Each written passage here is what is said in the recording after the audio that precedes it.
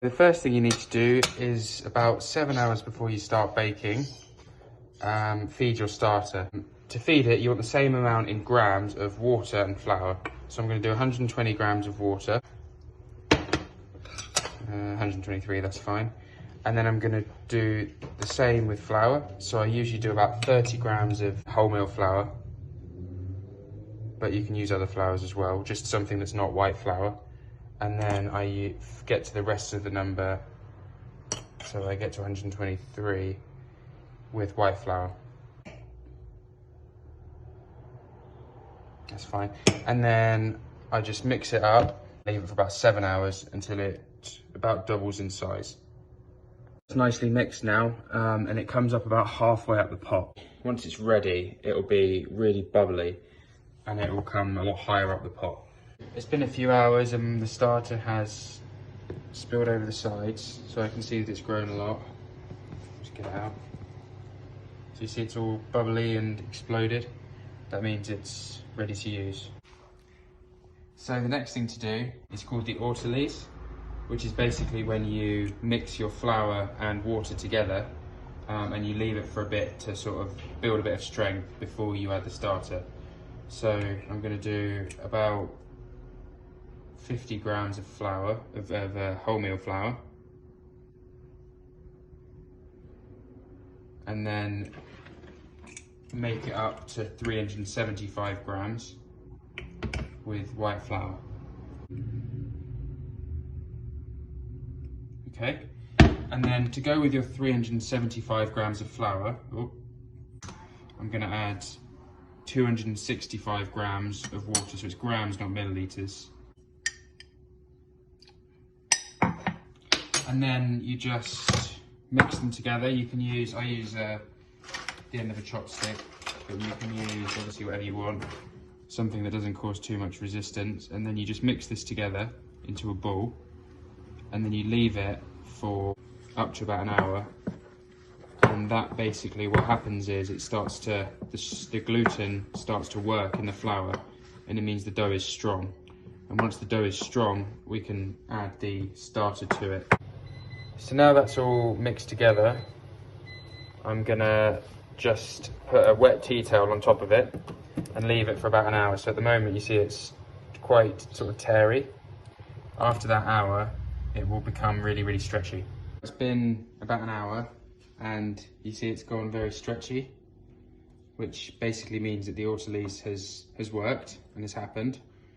So what we do now is we add the starter. So you need 225 grams of starter straight on top.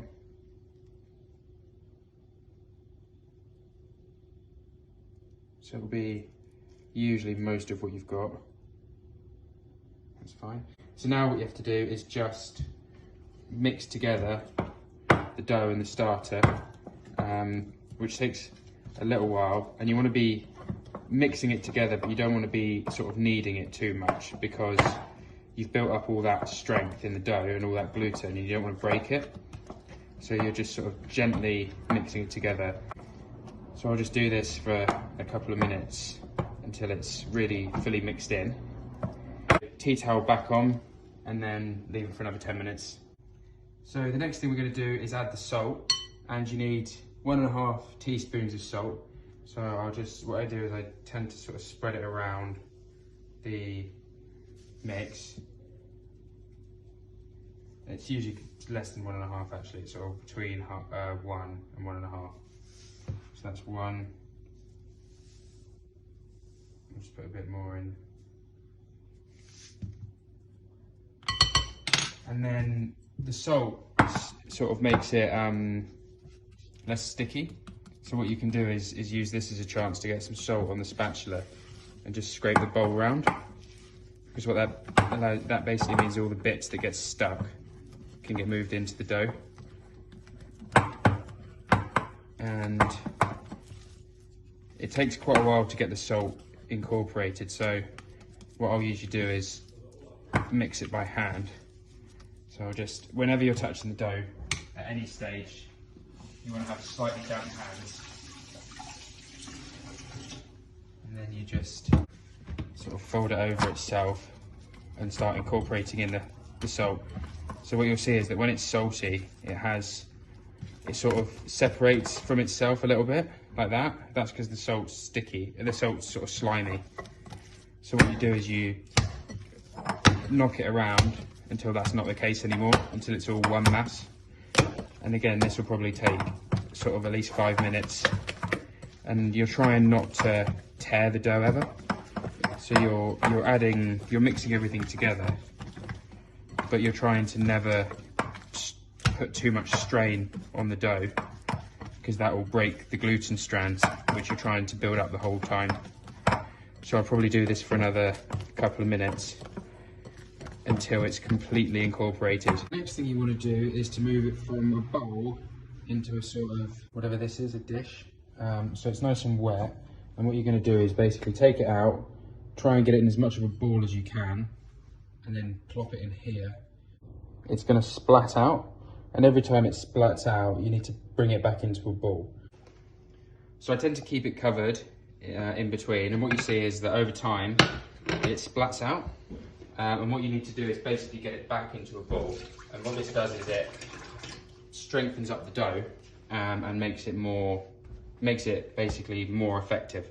So what you do is you get nice damp hands, and then you just pick it up and fold it underneath itself. And it might become quite difficult to do, but you're basically just picking it up and folding it under itself like that. And then it will be ready to sit again. So every time you stretch and fold it, it gets that little bit stronger. So this will hold its shape a little bit longer than it did last time. And then once it splats out, I'll do that again, and then again, until it gets to the size I want it.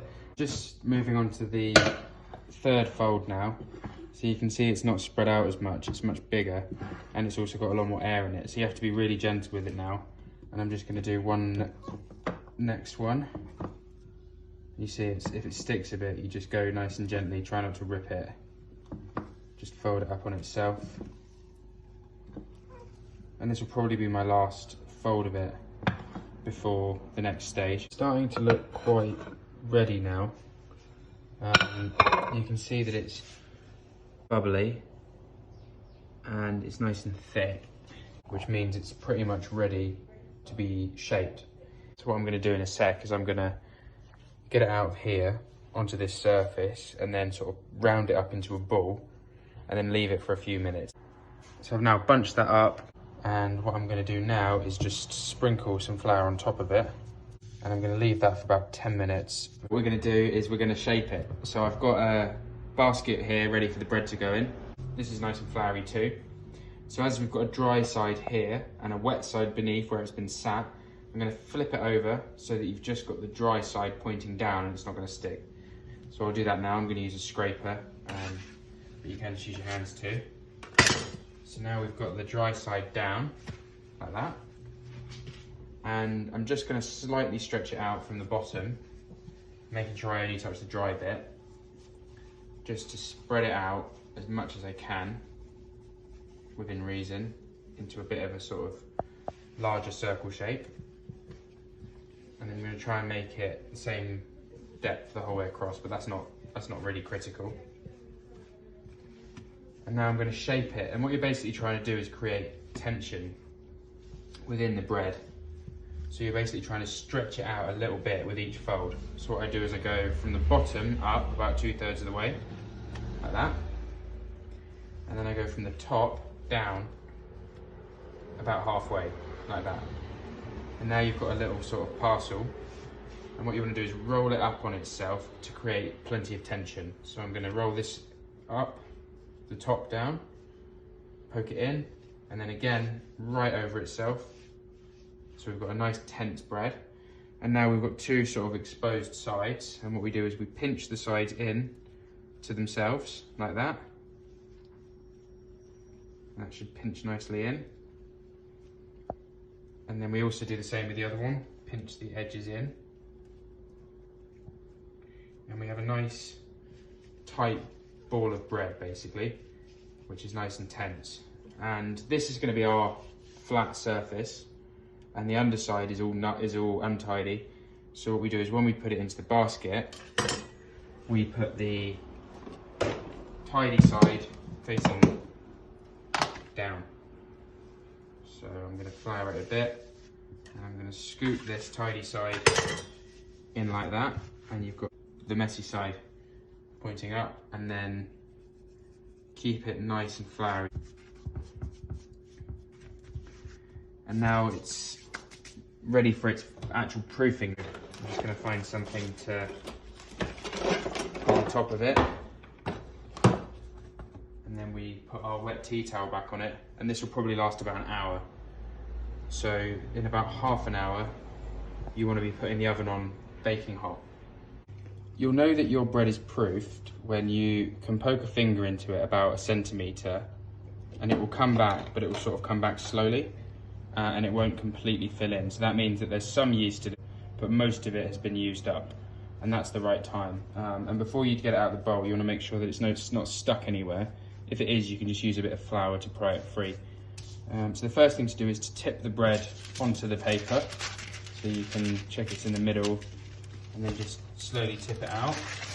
And what you'll notice is that it might have a lot of flour on the top, and it probably will have a lot of flour on the top. That's not a big problem, but flour stops the outsides from crisping up so much. So what I tend to do is just spend a bit of time getting some of the excess flour off the edges. So what I'm going to do now is get rid of the excess, but I mean that's not too critical. And then get ready to score it. What you can also do is sort of move it more into shape again. If it's starting to lose its shape, you can sort of tuck it back up into a nice shape. And then when you score it, you basically need to get just off the center and try and do it in one smooth motion to get a good cut like that. And you want to cut into it about probably 1/2 centimetre. And now nice and quickly, we want to get it into the pot. So I'm going to get the pot out. Be very careful because it's extremely hot. And then as quickly as I can, whacking the bread into the pot and then getting the lid back on. So it goes, there goes the lid on. So from now on it's already cooking. So I put it right back in, nice and deep in the oven. And I'm going to put it on for 27 minutes to start off with. And Ralph's going to help with the cleaning up. Now that 27 minutes is gone, it should have risen nicely now. And it looks alright. Yeah, that looks pretty done actually. So what you then do is just leave it with the lid off until it's nice and dark, and you want it very, very brown, pretty almost burnt looking. There it is, a nice sourdough bread.